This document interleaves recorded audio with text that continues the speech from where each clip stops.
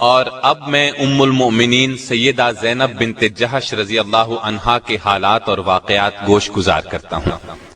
آپ کا نام برہ تھا، والد کا نام جحش اور والدہ کا نام امیمہ تھا، جو عبد المطلب کی صاحبزادی تھی۔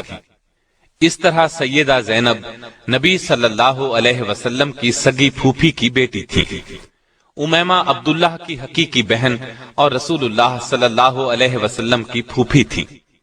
سیدہ زینب اسلام اور ہجرت کے اعتبار سے السابقون الاولون میں شامل ہیں۔ یہ بات واضح طور پر معلوم نہیں ہو سکی کہ آپ کی والدہ امیمہ نے اسلام قبول کیا تھا یا نہیں۔ ایک روایت کے مطابق اسلام قبول کر لیا تھا، لیکن دوسری روایت میں ہے کہ نہیں کیا تھا۔ آپ رضی اللہ عنہا کا نام برہ تھا، رسول اللہ صلی اللہ علیہ وسلم نے تبدیل کر کے زینب رکھا۔ نبی صلی اللہ علیہ وسلم کے نکاح میں آنے سے پہلے آپ کے منہ بولے بیٹے اور آزاد کردہ غلام سیدنا زید بن حارثہ کے نکاح میں تھی۔ چونکہ نبی اکرم صلی اللہ علیہ وسلم کی پھوپھی زاد بہن بھی تھیں اور عرب کا دستور یہ تھا کہ آزاد کردہ غلاموں کو اپنے لیے شرم کا باعث سمجھتے تھے، اس لیے آپ صلی اللہ علیہ وسلم نے جب اپنے آزاد کردہ غلام زید بن حارثہ کا پیغام دیا تو سیدہ زینب اور ان کے بھائی نے صاف انکار کر دیا۔ عورت کو یہ حق نہیں ہے کہ جب اللہ اور اس کا رسول کسی معاملے کا فیصلہ کر دیں تو ان کے لیے اپنے معاملے میں کوئی اختیار باقی رہ جائے، اور جو کوئی اللہ تعالی اور اس کے رسول کی نافرمانی کرے وہ بڑی واضح گمراہی میں جا پڑا۔ اس آیت کے بعد یہ دونوں راضی ہو گئے اور اللہ کے حکم کے مطابق زینب کا نکاح زید سے ہو گیا۔ نکاح تو ہو گیا لیکن سیدہ کے دل میں وہ نہ اتر سکے، اس لیے اکثر گھر میں لڑائی رہتی، آپس میں نہ بنتی۔ زید ہمیشہ نبی صلی اللہ علیہ وسلم سے زینب کی بے رخی کا گلہ کرتے، عرض کرتے میں زینب کو طلاق دینا چاہتا ہوں، لیکن آپ منع فرما دیتے، فرماتے اس نے تمہیں میری خاطر قبول کیا ہے، اس لیے اب چھوڑنا اچھی بات نہیں ہوگی، مجھے اپنے خاندان میں ندامت اور شرمندگی ہوگی۔ یہ سن کر زید چپ ہو جاتے، مگر یہ جھگڑا ختم نہ ہوا، تب انہوں نے طلاق دے دی۔ تو رسول اللہ صلی اللہ علیہ وسلم نے سوچا کہ زینب رضی اللہ عنہا کی دل جوئی اس طرح ممکن ہے کہ میں خود اس سے نکاح کروں، لیکن جاہلوں اور منافقوں سے آپ کو یہ اندیشہ تھا کہ لوگ یہ تانا دیں گے کہ اپنے منہ بولے بیٹے کی بیوی کو گھر رکھ لیا، یعنی اس سے نکاح کر لیا، حالانکہ لے پالک کسی طرح بھی بیٹے کے حکم میں شامل نہیں۔ عرب میں مدت سے ایک برا دستور چلا آ رہا تھا، یہ کہ اگر کسی کو منہ بولا بیٹا بنا لیتے تو اس کی طلاق یافتہ بیوی سے نکاح کرنے کو حد درجے برا خیال کرتے تھے۔ اللہ تعالی نے چاہا اس بری رسم کو نبی صلی اللہ علیہ وسلم کے فعل اور عمل سے ختم کر دیں، چنانچہ آپ صلی اللہ علیہ وسلم کو بذریعہ وحی اطلاع دی گئی کہ زید کے طلاق دینے کے بعد زینب آپ کے نکاح میں آئیں گی، تاکہ لوگوں کو معلوم ہو جائے منہ بولے بیٹے کی بیوی کا وہ حکم نہیں ہے جو حقیقی بیٹے کی بیوی کا ہے۔ آخر ایک دن زید نے آ کر آپ کو بتایا کہ اس نے تنگ آ کر زینب کو طلاق دے دی ہے۔ یہ سن کر آپ خاموش ہو گئے۔ جب سیدہ زینب کی عدت پوری ہو گئی تو آپ صلی اللہ علیہ وسلم نے زید ہی کو حکم دیا کہ وہ جائیں اور زینب کو آپ کے لیے نکاح کا پیغام دیں۔ اس سے آپ کا منشا یہ تھا کہ یہ بات اچھی طرح واضح ہو جائے جو کچھ ہوا ہے وہ زید کی رضامندی سے ہوا ہے۔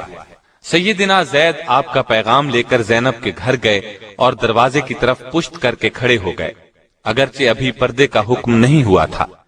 ان کا اپنا بیان ہے کہ میرے دل میں سیدہ زینب رضی اللہ عنہا کی عظمت بیٹھ گئی، کیونکہ رسول اللہ صلی اللہ علیہ وسلم بذات خود ان سے نکاح کرنا چاہتے تھے، یہ ان کا تقوی تھا۔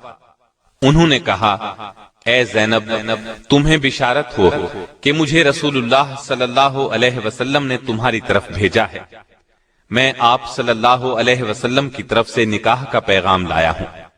اس پر زینب نے جواب دیا کہ میں اس وقت تک کچھ نہیں کہہ سکتی جب تک میں اپنے رب سے مشورہ نہ کر لوں، مطلب یہ تھا کہ استخارہ کر لوں، پھر بتاؤں گی۔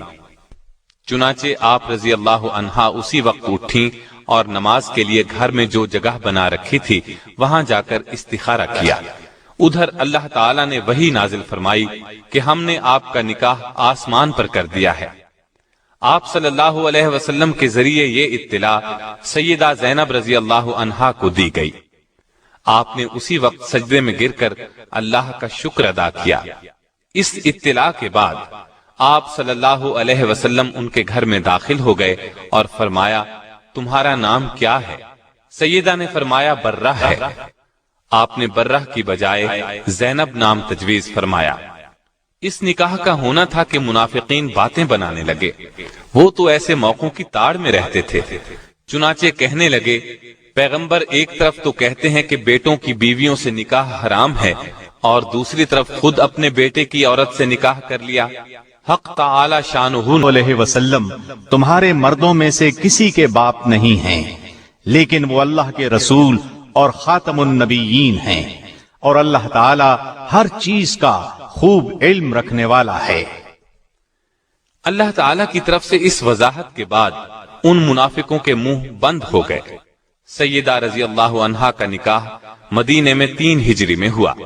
ایک روایت 4 ہجری کی بھی ہے، بعض حضرات نے 5 ہجری بھی لکھا ہے۔ نبی صلی اللہ علیہ وسلم نے نکاح کے بعد ولیمے کا بھی اہتمام کیا، چنانچہ سیدنا انس رضی اللہ عنہ فرماتے ہیں، رسول اللہ صلی اللہ علیہ وسلم نے کسی بیوی کے ولیمے میں اس قدر اہتمام سے کام نہیں لیا جتنا سیدہ زینب کے ولیمے میں فرمایا۔ ایک بکری ذبح فرمائی، لوگوں کو دعوت ولیمہ دی، انہیں پیٹ بھر کر گوشت اور روٹی کھلائی، لوگ کھا کر چلے گئے، لیکن کچھ بیٹھے باتوں میں لگے رہے۔ آپ صلی اللہ علیہ وسلم نے زبان سے تو انہیں کچھ نہ فرمایا، لیکن وہاں سے اٹھ کھڑے ہوئے تاکہ وہ سمجھ جائیں، اور سیدہ عائشہ رضی اللہ عنہا کے حجرے میں تشریف لے گئے۔ انہوں نے آپ صلی اللہ علیہ وسلم کو مبارکباد دی، پھر تمام ازواج مطہرات کے حجروں میں تشریف لے گئے، سب کو سلام کیا، سب نے آپ کو مبارک دی، بالآخر وہ لوگ بھی اٹھ کر چلے گئے۔ ان کے اس قدر تاخیر سے جانے پر آیت حجاب نازل ہوئی۔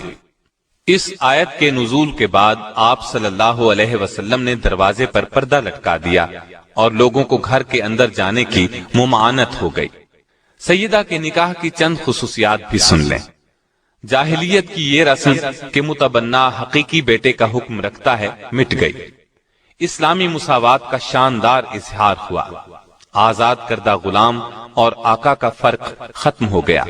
اس نکاح میں پردے کا حکم نازل ہوا۔ نکاح کے لیے وحی آئی۔ یہ نکاح آسمانوں پر ہوا۔ سورہ احزاب کی آیت 37 سیدہ زینب رضی اللہ عنہا کے بارے میں نازل ہوئی۔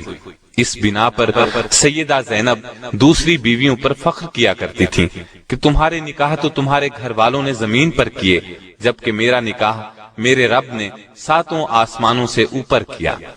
صدیقہ کائنات سیدہ عائشہ صدیقہ رضی اللہ عنہا خود فرماتی ہیں کہ میں نے ان سے زیادہ کسی عورت کو دیندار اور اللہ سے ڈرنے والا اور سچ بولنے والا نہیں پایا۔ ان سے زیادہ صلہ رحمی کرنے والا اور صدقہ خیرات کرنے والا کسی کو نہیں پایا۔ وہ محنت کر کے صدقہ کرتی تھی تاکہ اللہ کا قرب حاصل ہو۔ آپ صلی اللہ علیہ وسلم بھی سیدہ زینب کی بہت خاطرداری فرماتے، ان کی صفات کا لحاظ فرماتے۔ ایک روز آپ صلی اللہ علیہ وسلم نے ارشاد فرمایا تھا کہ تم میں سے سب سے جلد مجھ سے وہ ملے گا جس کا ہاتھ تم میں سے سب سے لمبا ہوگا۔ آپ کا اشارہ سخاوت کی طرف تھا، لیکن ازواج مطہرات نے اس کے ظاہری معنی مراد لیے اور اپنے بازوؤں کو ناپنا شروع کر دیا۔ لیکن جب سب سے پہلے سیدہ زینب کا انتقال ہوا، تب نبی صلی اللہ علیہ وسلم کے الفاظ کا مطلب ان کی سمجھ میں آیا، کیونکہ وہ اپنے ہاتھ سے کما کر خیرات کیا کرتی تھی۔ اپنا کفن بھی زندگی ہی میں تیار کر لیا تھا۔ آپ رضی اللہ عنہا کا انتقال 20 ہجری میں ہوا۔ اس وقت آپ رضی اللہ عنہا کی عمر 53 سال تھی۔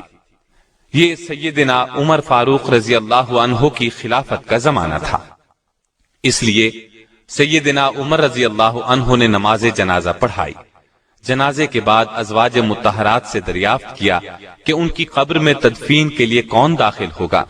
انہوں نے جواب دیا، وہ لوگ جو زندگی میں ان کے پاس آتے تھے وہی قبر میں اتاریں۔ چنانچہ سیدنا اسامہ بن زید، سیدنا محمد بن عبداللہ بن جہش اور عبداللہ بن ابی احمد بن جہش اور محمد بن طلحہ نے انہیں قبر میں اتارا۔ آپ رضی اللہ عنہا کو جنت البقیع میں دفن کیا گیا۔ نبی صلی اللہ علیہ وسلم کے ساتھ نکاح کے وقت ان کی عمر 35 سال تھی۔ 37 سال کی روایات بھی ملتی ہیں۔ آپ کے انتقال پر سیدہ عائشہ نے فرمایا، افسوس، آج ایسی عورت گزر گئی جو پسندیدہ اوصاف والی، عبادت گزار اور یتیموں اور بیواؤں کا سہارا تھی۔ انتقال کے بعد آپ نے ایک مکان یادگار چھوڑا۔ آپ کے اس مکان کو خلیفہ ولید بن عبد الملک نے اپنے زمانہ حکومت میں 50,000 درہم میں خرید کر مسجد نبوی میں داخل کیا۔ آپ رضی اللہ عنہ نے بہت کم احادیث روایت کی، صرف 11 احادیث کتب میں ملتی ہیں۔ آپ میں تقوی غضب کا تھا، عبادت کا خاص شوق تھا۔ عبادت نہایت خشوع اور خضوع سے کرتی تھیں، کثرت سے روزے رکھتی تھیں، اپنے ہاتھ سے کماتی تھیں اور جو کماتی تھیں سب مساکین پر صدقہ کر دیتی تھیں۔ سیدنا عمر فاروق نے جب پہلی مرتبہ سیدہ زینب کو وظیفہ بھیجا تو انہوں نے خیال کیا کہ یہ سب ازواج مطہرات کا ہے، اور فرمایا، اللہ عمر کی مغفرت فرمائے، وہ خود ہی تمام امہات المومنین میں تقسیم کر دیتے۔ اس پر لوگوں نے بتایا، یہ سب آپ کا ہے۔ سیدہ زینب نے فرمایا، سبحان اللہ، پھر اپنے اور اس مال کے درمیان میں ایک کپڑے کا پردہ ڈال دیا۔ پھر مال لانے والوں کو فرمایا کہ اس کو یہاں ڈال دو اور اس پر ایک کپڑا ڈال دو۔ پھر فرمایا، اب کپڑے کے نیچے ہاتھ ڈال کر جتنا ہاتھ میں آئے وہ لوگوں میں تقسیم کرتے جائیں۔ اس طرح کپڑے کے نیچے سے مٹھی بھر بھر کر مال لوگوں میں تقسیم کر دیا گیا۔ سیدہ عائشہ فرماتی ہیں کہ میں نے کوئی عورت زینب سے زیادہ دیندار، پرہیزگار، سچی اور سخی نہیں دیکھی۔ اللہ کی رضا حاصل کرنے کے لیے ہر دم سرگرم رہتی تھی۔ البتہ مزاج میں ذرا تیزی تھی، جس کی بنا پر انہیں جلد ندامت بھی ہوتی تھی۔ سیدہ عائشہ فرماتی ہیں، جب سیدہ زینب کا انتقال ہوا تو مدینے کے فقراء اور مساکین میں ہلچل مچ گئی، کیونکہ ان کی ہمدرد، غم گسار اور ان کے لیے دونوں ہاتھوں سے بے دریغ مال لٹانے والی جو چل بسی تھیں۔ اللہ تعالیٰ کی ان پر ہزارہا رحمتیں ہوں۔